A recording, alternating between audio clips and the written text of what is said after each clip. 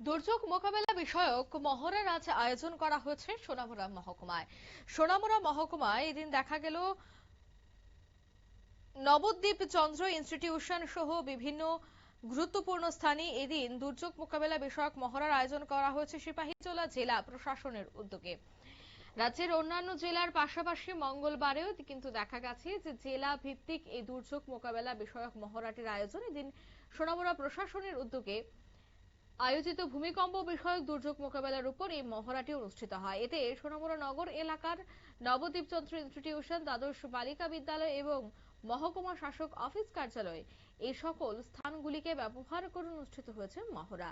এতে মহকুমা প্রশাসনের পাশাপাশি মহকুমা পুলিশ প্রশাসন, বিদ্যুৎ, স্বাস্থ্য দফতর, অগ্নিনির্বাপক বাহিনী সহ অন্যান্যরা অংশগ্রহণ করেন।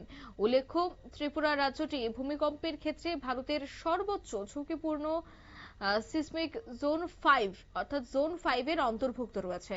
ভারতের ব্যুরো অফ ইন্ডিয়ান স্ট্যান্ডার্ডস এর মানদণ্ড অনুযায়ী উত্তর পূর্বাঞ্চলের সমগ্র এলাকায় এই জোন 5 এর মধ্যে পড়ে, যেখানে রিক্টার স্কেলে 8 বা তার বেশি মাত্রায় শক্তিশালী কম্পনের আশঙ্কা রয়েছে। তার জন্য কিন্তু এই মক ড্রিলের আয়োজন। কি বলছেন সংশ্লিষ্টরা শোনাবো। জেলা ভিত্তিক আমাদের ভূমিকম্প মকড্রিল সংগঠিত করছি, এটা আসলে আমরা এসডিএম অফিসে হচ্ছে।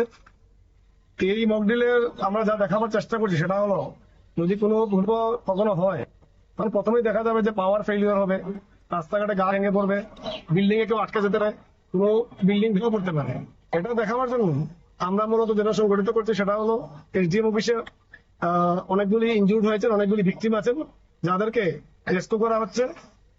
আর আপনাদের সামনের দিকে দেখতে পাচ্ছেন যে আরেকটা বিল্ডিং আমরা দেখানোর চেষ্টা করছি, সেখানে বিল্ডিং এর ভিতরে কিছু ভিকটিম আটকে গেছে।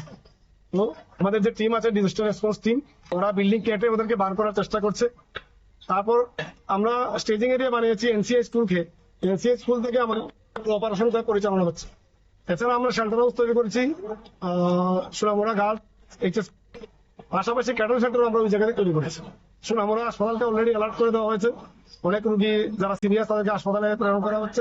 এটা ওরা যেন ঠিকভাবে ওদের সার্ভিস দেওয়ার চেষ্টা করে। এটা সমস্যা হচ্ছে পাওয়ার থাকবে না, যেহেতু যখন অ্যাকচুয়াল ভূমিকম্প হবে তখন পাওয়ার থাকবে না। স্বভাবতই জেনারেটর বা অন্যান্য যে আমাদের সোর্স আছে পাওয়ার সোর্স, সেটাকে ইউজ করতে পারে।